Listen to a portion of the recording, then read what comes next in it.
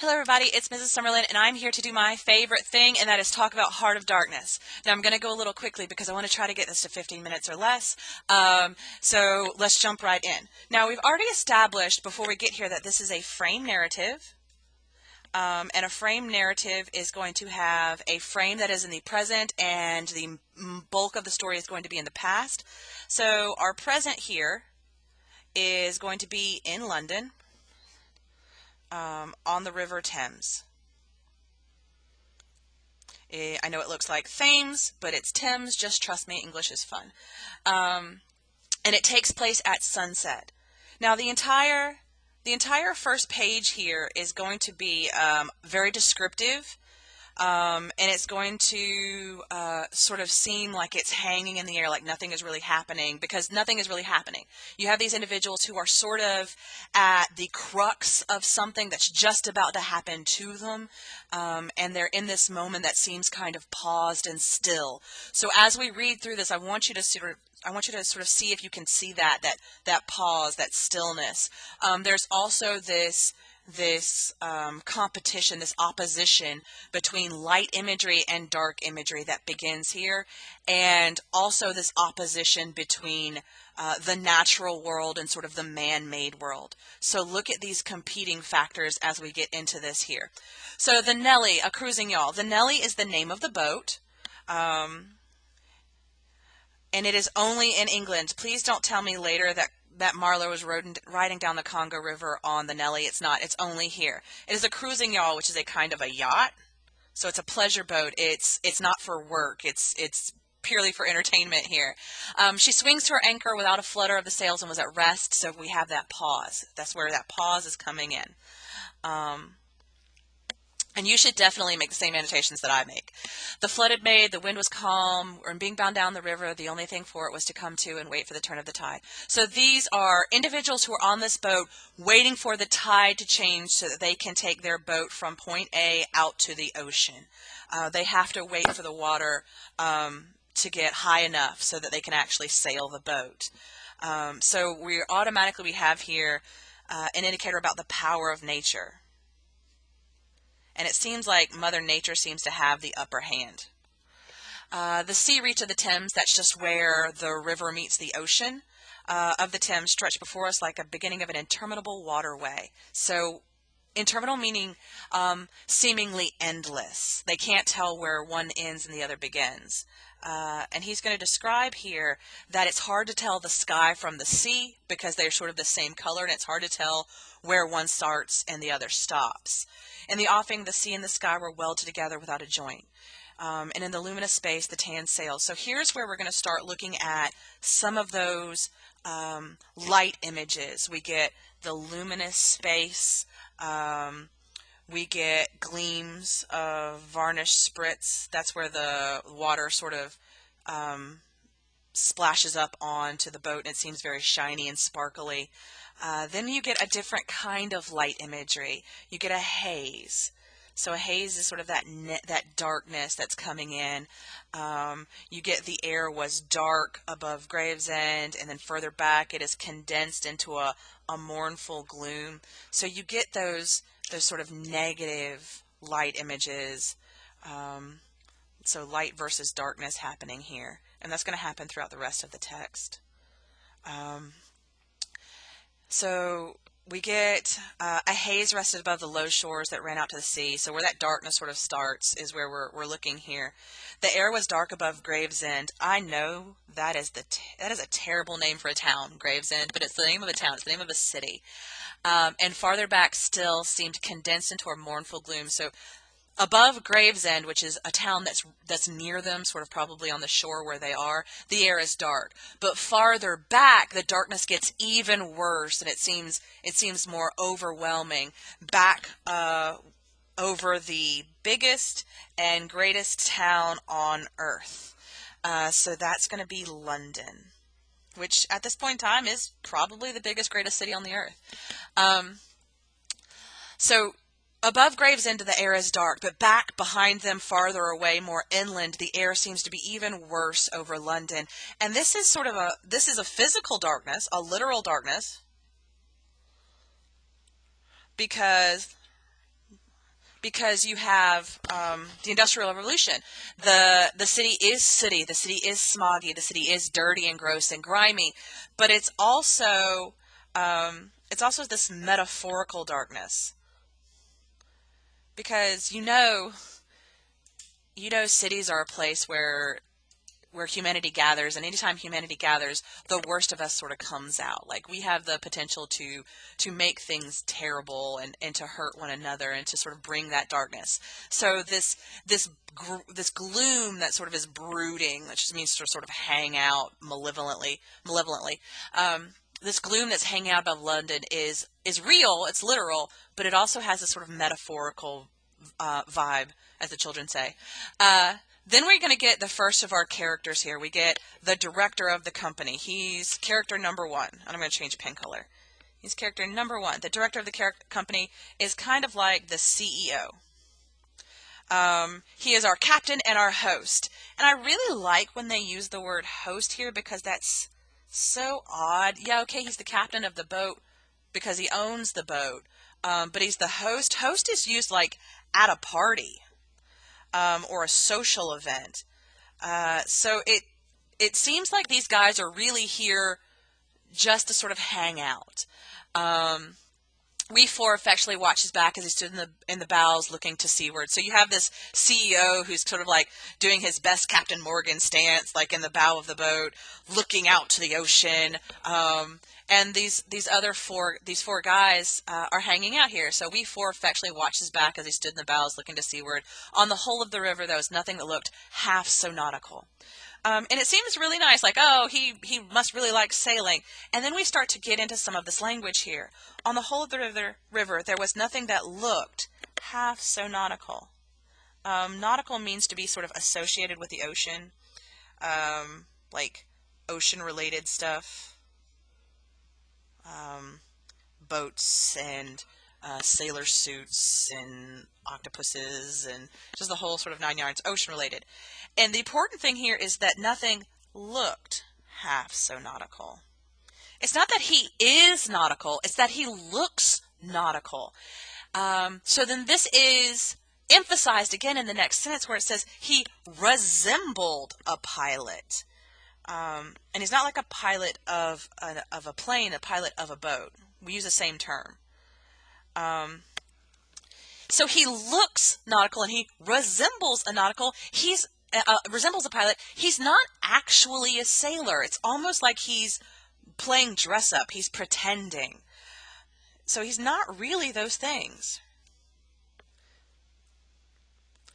He's a rich person who's pretending.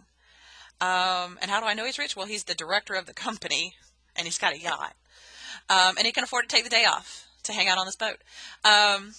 So he's not really a sailor. It was difficult to realize his work was not out there in the luminous estuary, so you get another image of brightness. An estuary is going to be where the ocean meets fresh water of the river. It becomes a place of wetlands. It's a place of a lot of life. So this luminous estuary, but behind him within the brooding gloom. And you get that opposition here again. You get out there on the ocean and in nature, it's bright and it's shining and it's full of life. And back behind them in the city, it's sort of gloomy and dark and nasty. And his work is not out there on the ocean with all the brightness. His work is actually back behind them in the darkness. He works in the city. So I guess he's, part of the problem there. Between us, there was, as I've already said, somewhere the bond of the sea. You get this idea that these guys hang out because one of them owns a boat. I call them the boat bros. Because it's just four dudes hanging out on a boat. Besides holding our hearts together, the ocean sort of holds their heart together through long periods of separation, so they don't hang out a lot together. It had the effect of making us tolerant of each other's yarns. So it's making us tolerant of each other's stories and stuff. And even convictions, so their ideas, their beliefs. So they don't really seem to be friends. They just get together every so often and hang out on a boat, which is odd. So now we're going to get the rest of these characters named. The lawyer, here's number 2, because the CEO is number 1, so the lawyer's number 2, and he is old, and he gets the cushion. So the lawyer gets this sort of position of privilege. The accountant is our third person. He takes out a box of dominoes and was toying architecturally with them. So he's not playing dominoes, he's just fidgeting. The fourth person is going to be the unnamed narrator. We don't know what his job is, but we can assume that if he's hanging out with a CEO, a lawyer, and an accountant, that he's probably of some similar social class. So all of the boat bros are of high society. And that matters because the next guy we're going to describe is not of high society. The next guy is Marlow. He is our main character. Marlow sat cross-legged right aft, leaning against the mizzenmast. He had sunken cheeks, a yellow complexion, a straight back, an aesthetic aspect, and with his arms dropped, palms outward, resembled an idol. My book is a little bit different from y'all's, and it breaks in sort of a weird place. So we get Marlow. He's this next person here. He's crisscross applesauce, sitting on the deck of the ship, leaning against something. So he gets sort of like this meditative pose. He had sunken cheeks, which means he has this thin face. He has a yellow complexion. I'm not sure what they're trying to describe there. Either they're trying to describe his tan or his ill health, maybe both.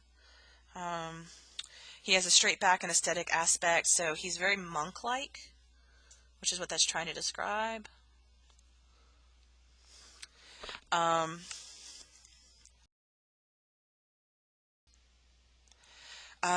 then with his arms dropped, the palms of his hands outward, so he's sitting with his palms out, he resembled an idol.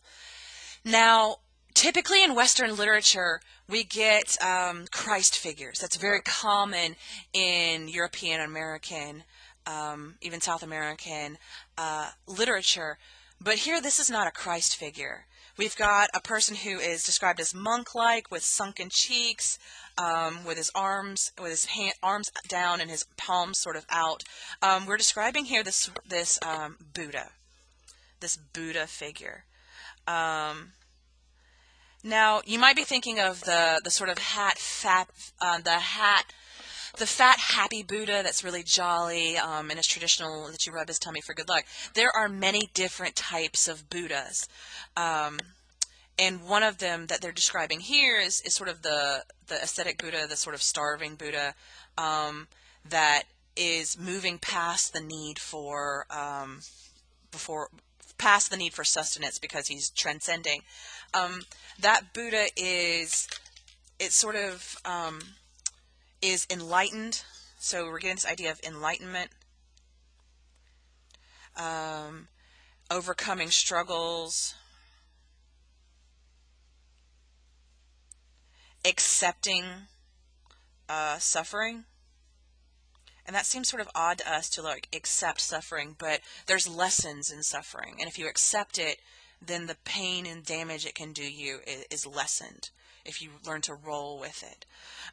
So then you get the director satisfied the anchor had held good, made his way and sat down amongst us. We exchanged a few words lazily. There was silence on board the yacht. So we come to this, and they're not starting this game of domino. We felt meditative. So we come back to this idea that, and fit for nothing but placid staring, that this crew here, these boat bros, are ready for some kind of lesson. They're in a prime place where they've got nowhere to go, they've got nothing to do, they're sort of feeling open to the world around them, they're ready for some kind of lesson. And then Mother Nature sort of puts on this show. The day was ending in a serenity of still and exquisite brilliance. Like, it's just so beautiful and bright. The water shone. The sky without a speck was a benign immensity of unstained light. The mist was gauzy and radiant fabric. you get this idea like it's in diaphanous folds. Everything seems light and gentle and beautiful and pure, and it's just lovely. Like nature is absolutely beautiful.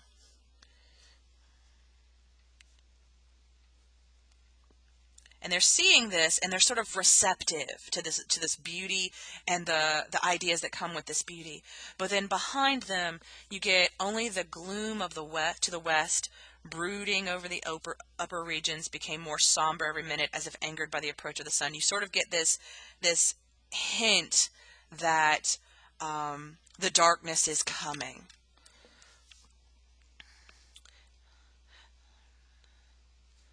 And it is coming. The darkness is coming because the sun is setting. And that's something that's very symbolic when you have this sun setting and going down. There's a symbolism, there's an ending of that. And you get sort of almost this metaphorical death of nature, where the darkness now rises. And so here the darkness has already been established to coincide sort of with man-made things. Light and the power of nature go together. Darkness and the destructive power of man is sort of linked as well. Then you get, at last, in a curved and imperceptible fall, the sun sank low. There you get the sun sort of giving up. It ends. And from a glowing white changed to a dull red without rays and without heat. Well, if the sun doesn't have rays and it doesn't have heat, it's an impotent symbol. It doesn't have any power. So it's also without power.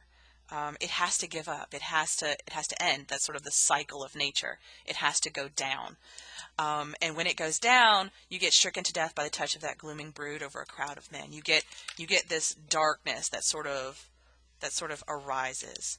So these men on the boat, these four guys, the CEO, the accountant, the lawyer, the unnamed narrator, and Marlow, so 4 plus Marlow, are at this moment at the turn of a tide. They're almost at a crossroads.